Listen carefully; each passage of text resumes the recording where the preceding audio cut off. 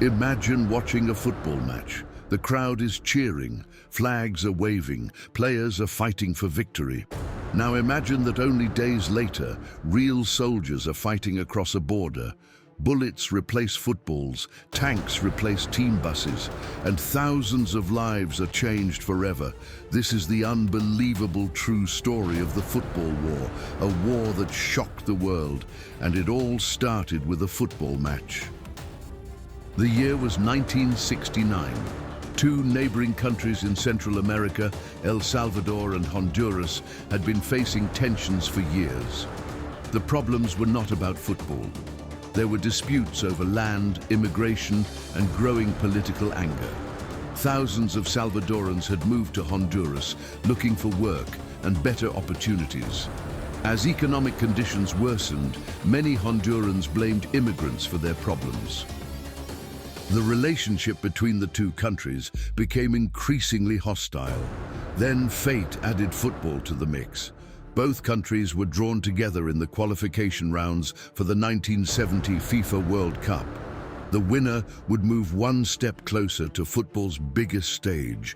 Nobody knew these matches would become part of history. The first match took place in Honduras on June 8, 1969. The atmosphere was explosive. Fans screamed throughout the night outside the Salvadoran team's hotel. They banged drums. They shouted insults. They tried everything possible to prevent the visiting players from sleeping. The exhausted Salvadoran team entered the match tired and frustrated. Honduras won 1-0 in the final minutes. The country celebrated wildly. But in El Salvador, anger exploded. Newspapers blamed unfair treatment. Fans demanded revenge. 1 week later, the second match was played in El Salvador. This time, the situation became even worse. The Honduran team received the same hostile treatment. Crowds surrounded their hotel. Police struggled to maintain order. When match day arrived, tens of thousands packed the stadium. The atmosphere felt less like a football game and more like a battlefield. El Salvador won 3-0. Now each team had one victory. A deciding match was needed. The final playoff was held in Mexico City on June 27, 1969. Millions watched nervously.